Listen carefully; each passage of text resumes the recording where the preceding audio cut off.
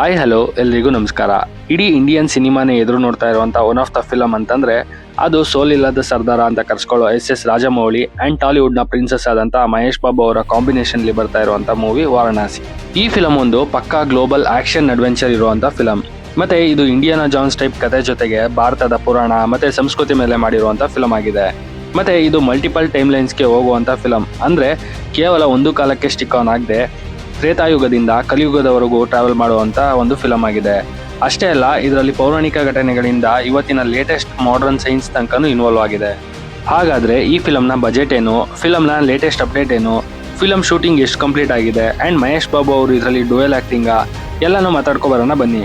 ಅದಕ್ಕೂ ಮುಂಚೆ ನೀವಿನ್ನ ನನ್ನ ಚಾನಲ್ನ ಸಬ್ಸ್ಕ್ರೈಬ್ ಆಗಿಲ್ಲ ಅಂದ್ರೆ ಅಂಡ್ ನಾನು ಮಾಡೋ ಕಂಟೆಂಟ್ ಇಷ್ಟ ಆದ್ರೆ ಮಾತ್ರನೇ ಸಬ್ಸ್ಕ್ರೈಬ್ ಮಾಡ್ಕೊಂಡು ಸಪೋರ್ಟ್ ಮಾಡಿ. ಇನ್ನು ಎಸ್ ರಾಜಮೌಳಿ ಅಂಡ್ ಮಹೇಶ್ ಬಾಬು ಅವರ ಕಾಂಬಿನೇಷನ್ ಅಲ್ಲಿ ಬರ್ತಾ ಇರುವಂತ ಈ ಫಿಲಂನ ಬಜೆಟ್ ಬಂದು 1000 ಕೋಟಿಯಿಂದ 1200 ಕೋಟಿ ಅಂತ ಹೇಳಲಾಗ್ತಾ ಇದೆ. ಇದು ಸದ್ಯಕ್ಕೆ ಹೇಳ್ತಾ ಇರುವಂತ ಬಜೆಟ್. ಇದು ಇನ್ನೂ ಜಾಸ್ತಿ ಆಗುವಂತ ಚಾನ್ಸಸ್ ಕೂಡ ಇದೆ. ಯಾಕೆ ಅಂದ್ರೆ ಈ ಫಿಲಂನ 40% ಅಷ್ಟು ಸ್ಕ್ರೀನ್ VFX ಮೇಲೆ ಡಿಪೆಂಡ್ ಆಗಿದೆ. ಸೊ ಅದು ರಿಯಲಿಸ್ಟಿಕ್ ಆಗಿ ಬರಬೇಕು ಅಂದ್ರೆ ಡೆಫಿನೆಟ್ಲಿ ಕಾಸ್ಟ್ ಜಾಸ್ತಿ ಆಗಿ ಆಗುತ್ತೆ ಅಲ್ವಾ, ಅದಕ್ಕೆ. ಇನ್ನು ಈ ಫಿಲಂನ ಕ್ಯಾರೆಕ್ಟರ್ ಬಗ್ಗೆ ಮಾತಾಡೋದಾದ್ರೆ ಮೊದಲನೇದಾಗಿ ಮಹೇಶ್ ಬಾಬು ಅವರು ಈ ಮೂವಿಲಿ ಒಬ್ಬ ಎಕ್ಸ್ಪ್ಲೋರರ್ ಆಗಿ ಒಬ್ಬ ಟ್ರೆಜರ್ ಹಂಟರ್ ಟೈಪ್ ಅಲ್ಲಿ ರುದ್ರ ಅನ್ನೋ ಒಂದು ಕ್ಯಾರೆಕ್ಟರ್ ಅಲ್ಲಿ ಕಾಣಿಸ್ಕೊಳ್ತಾ ಇದ್ದಾರೆ.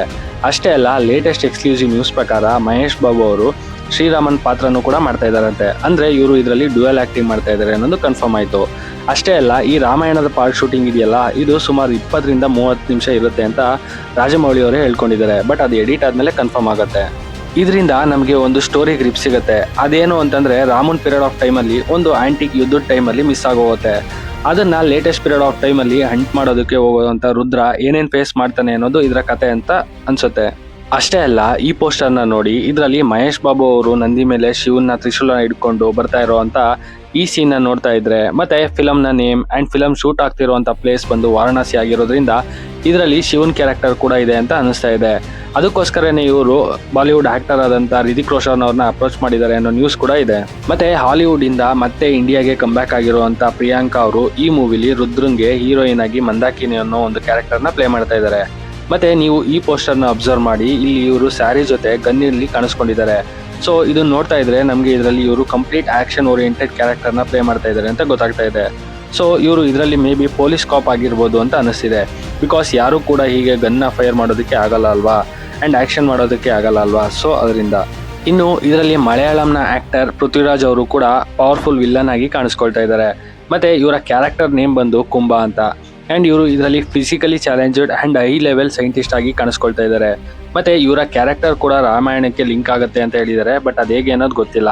ಮೇ ಬಿ ಕುಂಭ ಅಂತ ಇರೋದ್ರಿಂದ ಕುಂಭಕರ್ಣಕ್ಕೆ ಲಿಂಕ್ ಆಗುತ್ತಾ ನೋಡ್ಬೇಕು. ಅಷ್ಟೇ ಅಲ್ಲ, ಈ ಫಿಲಮ್ ಅಲ್ಲಿ ಕನ್ನಡದ ಆಕ್ಟರ್ ಆದಂತ ಕಿಚ್ಚ ಸುದೀಪ್ ಅವರು ಕೂಡ ಆಕ್ಟ್ ಮಾಡ್ತಾ ಇದ್ದಾರೆ ಅನ್ನೋ ಒಂದು ಪವರ್ಫುಲ್ ನ್ಯೂಸ್ ಈಗ ಕೇಳಿ ಬರ್ತಾ ಇದೆ. ಅಂಡ್ ಅದಕ್ಕೋಸ್ಕರನೇ ಇವರ 14 to 15 days of shooting period of time schedule ಆಗಿದೆ ಅನ್ನೋ ಒಂದು ನ್ಯೂಸ್ ಕೂಡ ಇದೆ. ಇಫ್ ಇನ್ ಕೇಸ್ ಇದು ನಿಜ ಆದ್ರೆ ರಾಜಮೌಳಿ ಮತ್ತೆ ಸುದೀಪ್ ಅವರ ಕಾಂಬಿನೇಷನ್ ಅಲ್ಲಿ ಈಗ ಅಂಡ್ ಬಾಹುಬಲಿ ಆದ್ಮೇಲೆ ಬರ್ತಾ ಇರುವಂತ 3ನೇ ಪ್ರಾಜೆಕ್ಟ್ ಇದಾಗುತ್ತೆ. ಇನ್ನು ಈ ಮೂವಿಯ ಲೇಟೆಸ್ಟ್ ನ್ಯೂಸ್ ಅಥವಾ ಅಪ್ಡೇಟ್ಸ್ ಏನು ಅಂತ ನೋಡೋದಾದ್ರೆ ಇದರ 65% ಆಫ್ ಶೂಟಿಂಗ್ ಕಂಪ್ಲೀಟ್ ಆಗಿದೆಯಂತೆ.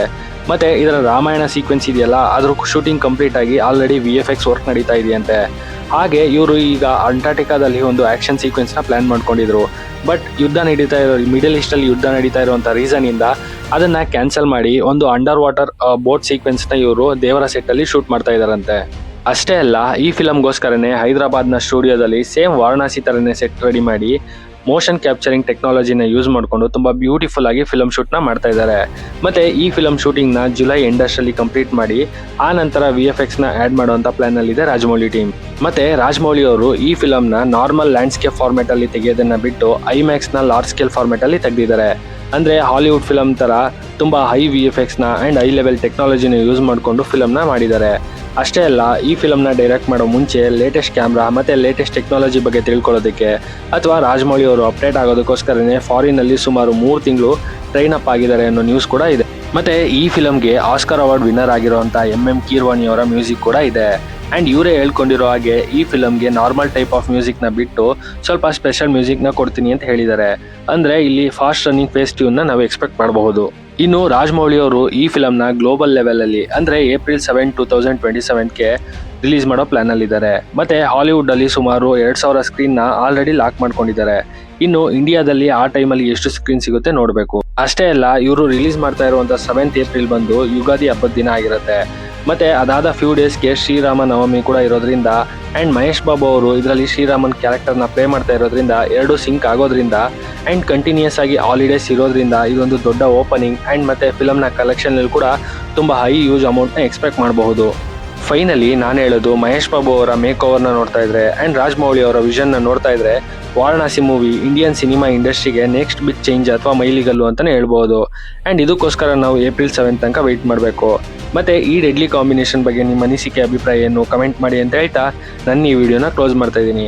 ನಿಮಗೆ ಈ ವಿಡಿಯೋ ಇಷ್ಟ ಆಗಿದ್ರೆ ಲೈಕ್ ಮಾಡಿ, ಶೇರ್ ಮಾಡಿ, ಹಾಗೆ ಮತ್ತಷ್ಟು ಫಿಲಮ್ ರಿಲೇಟೆಡ್ ಅಪ್ಡೇಟ್ಗಾಗಿ ನನ್ನ ಚಾನಲ್ನ ಸಬ್ಸ್ಕ್ರೈಬ್ ಮಾಡ್ಕೊಳ್ಳಿ. Thanks for watching this.